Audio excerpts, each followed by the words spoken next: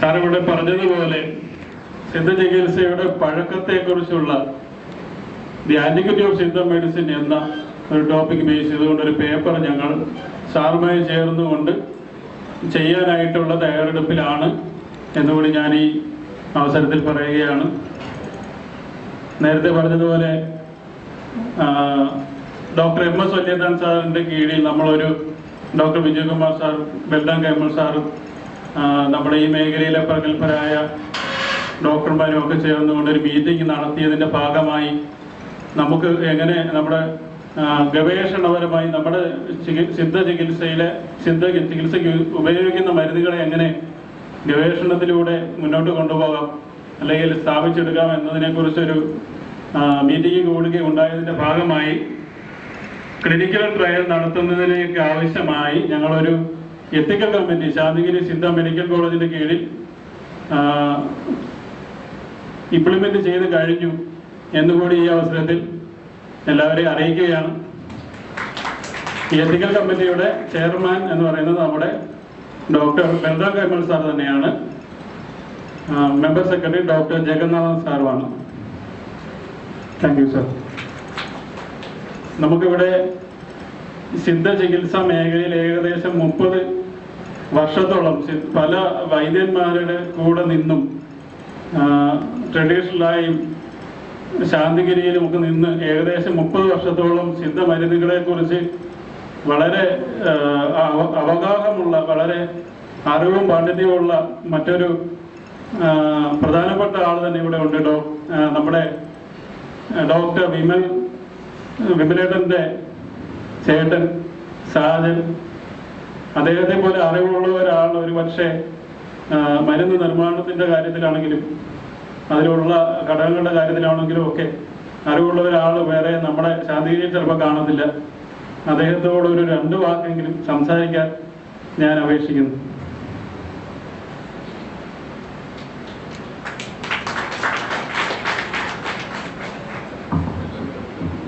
സദ്ഗുരു ശരണം.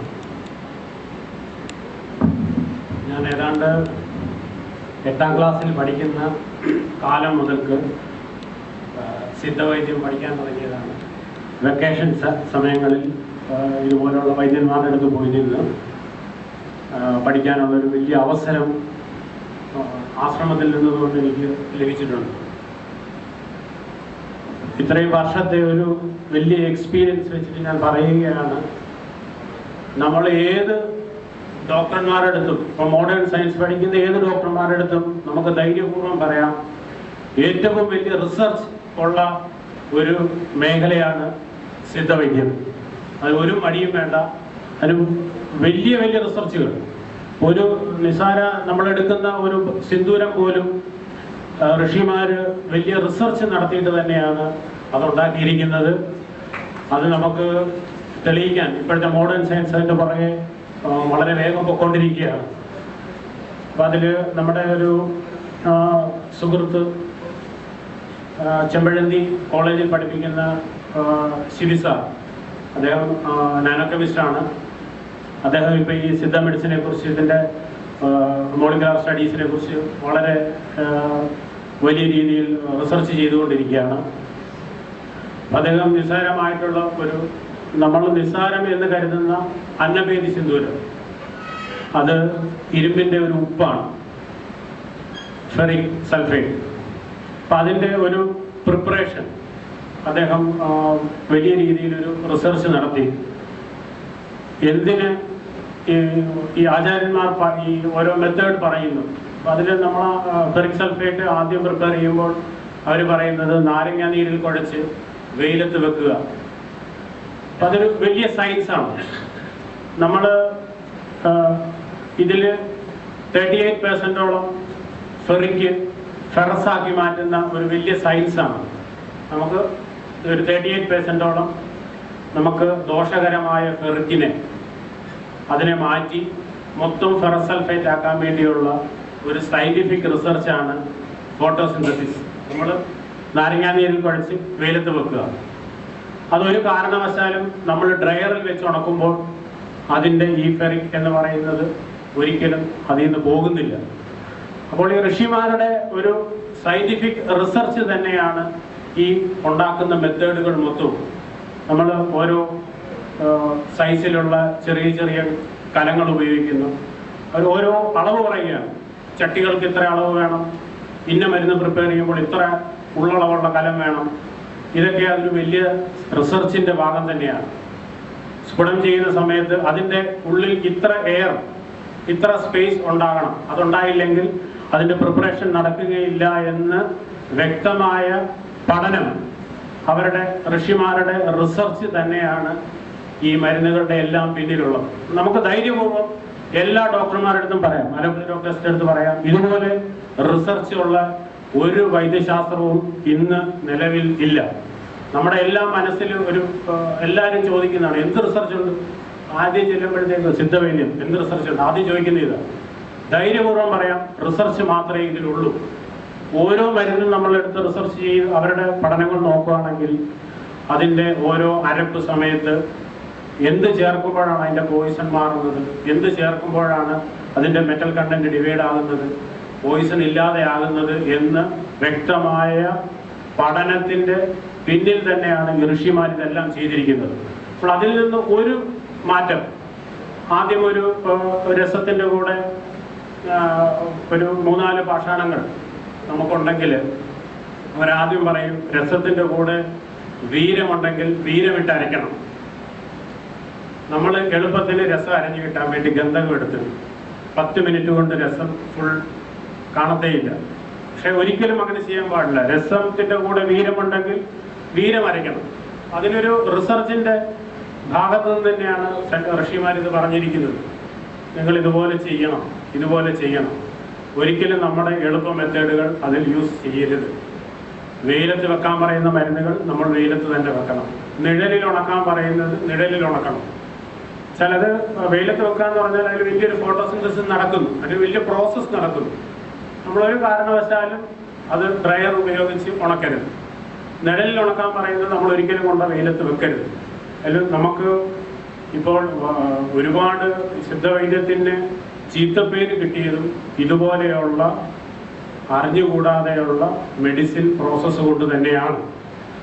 നമുക്ക് ഒരുപാട് പേര് മോശം പറയുന്നത് അത് ചെയ്യുന്ന പോയിസണായി മാറുന്നു.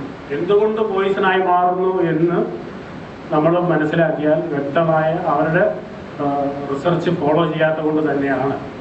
അതുകൊണ്ട് നമ്മൾ ഒരിക്കലും മരുന്നുകൾ ഉണ്ടാക്കുമ്പോൾ ആ ഗ്രന്ഥത്തിൽ പറഞ്ഞിരിക്കുന്നത് പോലെ തന്നെ അടുക്കും ചിട്ടയായിട്ട് ഇന്ന മരുന്നിൽ അരയ്ക്കാൻ പറഞ്ഞാൽ ഇന്ന മരുന്നിൽ തന്നെ ആദ്യം അരയ്ക്കുക. ഇതിനൊരു വലിയ കാരണമുണ്ട്. നമുക്ക് അതുപോലെ തന്നെ ഒരു മരുന്ന് ഇന്ന അനുപാനത്തിൽ കൊടുക്കുക. നമുക്ക് എല്ലാവർക്കും മനസ്സിലാകാതെ പോകുന്ന ഒരു സംഭവമാണ് അനുപാനം. നമുക്ക് വാദപ്രകൃതക്കാരന് എന്തുകൊണ്ട് പിത്തത്തിൻ്റെ അനുപാനം നമ്മുടെ ശരീരത്തിൽ ഏൽക്കുന്നില്ല? നമ്മൾ ഉടനെ മരുന്നിനെ കുറ്റം പറയും, മരുന്ന് കൊള്ളാഞ്ഞിട്ടാണ്. പക്ഷെ നമ്മുടെ മോഡേൺ സയൻസ് പറയുന്നത് പോലെ ഒരു സെൽ ക്ലാസിഫിക്കേഷൻ, നമ്മുടെ ശരീരത്തിൻ്റെ ഓരോ ഭാഗങ്ങളിലെ ഓരോ സെല്ലിനെയും വ്യക്തമായ ക്ലാസിഫിക്കേഷൻ അന്ന് ഋഷിമാർ ചെയ്തിരുന്നു. അതിൻ്റെ ഏറ്റവും വലിയ തെളിവാണ് ഈ അനുപാനം. അപ്പം നമ്മുടെ കണ്ടത്തിന് മേളിലോട്ടുള്ള എല്ലാ സെല്ലുകൾക്കും നിങ്ങൾ നെയ് അനുപാനമായിട്ട് യോഗത്തിൽ പറഞ്ഞിരിക്കുകയാണ്. എന്തുകൊണ്ടാണ്? നമ്മുടെ ബ്രെയിനിലേക്കുള്ള ഏറ്റവും വലിയ കാരിയർ എന്ന് പറയുന്നത് നെയ്യാണ്. ആ നെയ്യിൽ കൊടുക്കുമ്പോഴാണ് ആ മരുന്ന് ഏറ്റവും പെട്ടെന്ന് ബ്രെയിനിലേക്ക് ക്യാരി ചെയ്തുകൊണ്ട് പോകുന്നത്. അപ്പോൾ നമ്മൾ അനുപാനം എപ്പോഴും പഠിച്ചിരിക്കണം.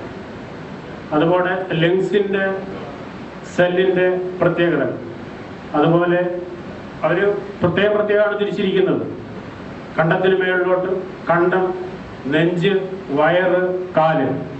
അപ്പോൾ അതിന് വ്യക്തമായ സെൽ ക്ലാസിഫിക്കേഷൻ ഉള്ളത് കൊണ്ട് തന്നെയാണ് അനുപാനം രൂപപ്പെടുത്തിയിരിക്കുന്നത്. അതുപോലെ നമ്മൾ ഒരു പിത്തപ്രകൃതക്കാരൻ, നമ്മൾ അവരുടെ സെല്ലിൽ എപ്പോഴും ഈ പിത്തം ബാരിയറായിട്ട് തന്നെ നിൽക്കും.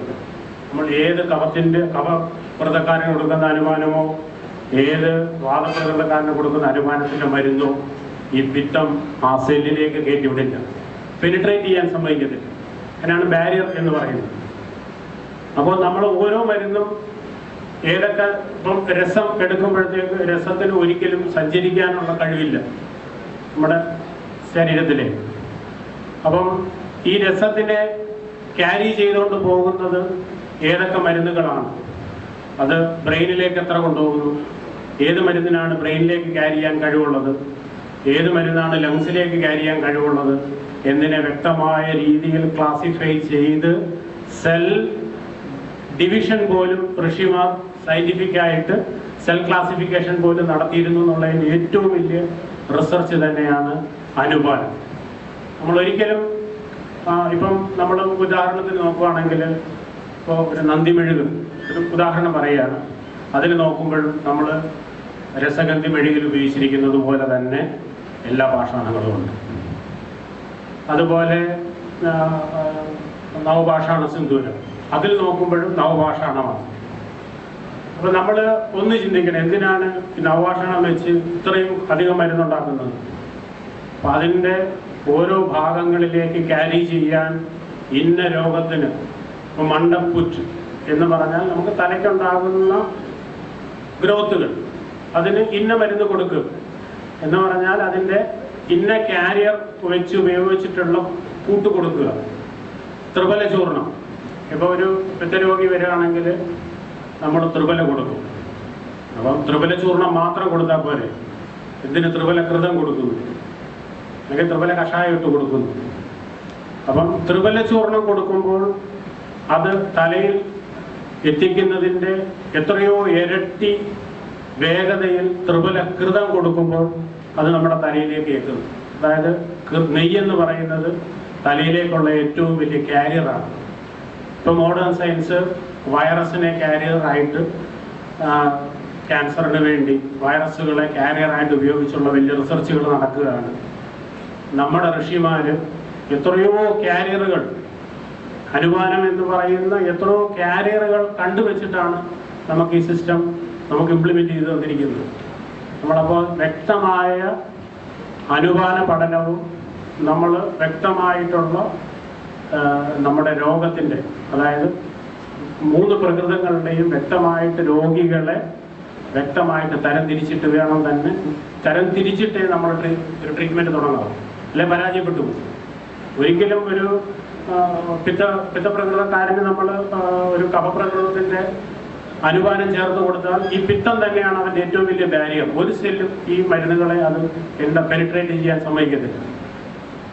അതുകൊണ്ട് നമ്മൾ ഏറ്റവും ശ്രദ്ധിക്കേണ്ട ഒരു കാര്യമാണ് നമ്മുടെ അനുപാനവും നമ്മുടെ പ്രകൃതം തിരിക്കുന്നത്. ഒരു പേഷ്യൻ്റ് വന്നാൽ എത്ര സമയം എടുത്തിട്ടാണെങ്കിലും അവൻ്റെ ഇന്ന പ്രകൃതക്കാരനാണ് എന്ന് നമ്മൾ കണ്ടുപിടിച്ചിട്ടേ മരുന്ന് കൊടുക്കാം. ഒരു ഏറ്റവും എളുപ്പമുള്ളൊരു മെത്തേഡ് എന്ന് പറഞ്ഞാൽ, ഒരു പേഷ്യൻ്റ് വന്നു കഴിഞ്ഞാൽ അവൻ്റെ പ്രകൃതം തരംതിരിച്ചിട്ട് അവൻ്റെ കാര്യങ്ങളെല്ലാം നമ്മളൊരു ബുക്കിലേക്ക് നോട്ട് ചെയ്ത് വെക്കുക, ഒരു പേജ് ഓപ്പൺ ചെയ്യുക. എന്നിട്ട് അവൻ്റെ വ്യക്തമായിട്ട് അവൻ്റെ ഈ രോഗങ്ങളുടെ നമ്മൾ ഏത് പ്രകൃതമാണ് എന്ന് നിർണ്ണയിക്കുന്നത് അവൻ്റെ സ്വഭാവം, കയറി വരുമ്പോൾ തന്നെ തോന്നുന്ന ഒരു ലക്ഷണം, അതുപോലും സ്വഭാവത്തിൽ പറയുന്നതാണ്. അതിൻ്റെ കയ്യിലൊന്ന് പിടിക്കുമ്പോൾ നമ്മുടെ കയ്യിലോട്ട് കിട്ടുന്ന ഊഷ്മാവ്, ആ പ്രായം വെച്ചിട്ടുള്ള, ഇപ്പം ഏജ് കൂടിയവർക്ക് അധികം ചൂട് ശരീരത്തിൽ കാണാൻ പാടില്ലെന്നാണ്. ഇത് വെച്ചിട്ട് വ്യക്തമായിട്ടൊരു പേജ് ഉണ്ടാക്കിയിട്ട് ആദ്യം നമ്മൾ ധൃതി പിടിച്ച് ഹെവിയും നമ്മുടെ ആവേശപ്രകാരം മരുന്നൊന്നും എടുത്ത് കൊടുക്കാതെ ലക്ഷണങ്ങൾക്ക് മാത്രം ഒരു 3 ദിവസത്തേക്ക് മരുന്ന് കൊടുത്ത് വിടുക. ഇത് വ്യക്തമായിട്ട് ആ രോഗിയെക്കുറിച്ച് 3 ദിവസം കൊണ്ട് നമ്മൾ പഠിക്കുക. ഏത് ലക്ഷണത്തിൽ വന്നതാണ്, നമുക്ക് എന്തൊക്കെ കൊടുക്കാം, ഏത് രോഗങ്ങളെ ബേസ് ചെയ്താണ്, നമുക്ക് 3 ദിവസം കൊണ്ട് പഠിച്ചിട്ട് 3 ദിവസം ലക്ഷണത്തിനുള്ള അനുമാനം മാത്രം കൊടുത്തു വിട്ടിട്ട് തിരിച്ചു വരുമ്പോൾ നമ്മൾ ചികിത്സ ചെയ്താൽ നമുക്ക് 100%, എൻ്റെ ഉറപ്പാണത്, എൻ്റെ അനുഭവമാണ്, 100% ഏത് രോഗികളെയും നമുക്ക് ചികിത്സിക്കാൻ പറ്റും, ഏത് രോഗികളെ. അപ്പോൾ നമുക്ക് പ്രധാനമായിട്ട് ഇന്നിവിടെ പറഞ്ഞത് മൊത്തം ക്യാൻസറിനെ ആണെങ്കിൽ പോലും അതിലും ഉപരി നമുക്ക് ഹാർട്ട് ഡിസീസ്, കാർഡിയാക് ഡിസീസുകളൊക്കെ നമുക്ക് ഈസി ആയിട്ട് ചികിത്സിക്കാൻ പറ്റുമെന്ന് നല്ല ഉറപ്പുണ്ട് എനിക്ക്. എൻ്റെ ഒരു എത്രയോ വർഷത്തെ എൻ്റെ എക്സ്പീരിയൻസ് ആണത്. നമുക്ക് ചികിത്സിക്കാൻ പറ്റും. അതുകൊണ്ട് ധൈര്യമായിട്ട് നിങ്ങൾ ഏവരുടെയും മുന്നിൽ തലയുയർത്തി പറയാം, ഏറ്റവും വലിയ റിസർച്ചുള്ള ഒരു വൈദ്യശാസ്ത്രത്തിൽ നിന്ന് തന്നെയാണ് നമ്മൾ വരുന്നത് എന്ന് ആരുടെ അടുത്തും നമുക്ക് ധൈര്യപൂർവ്വം പറയാം.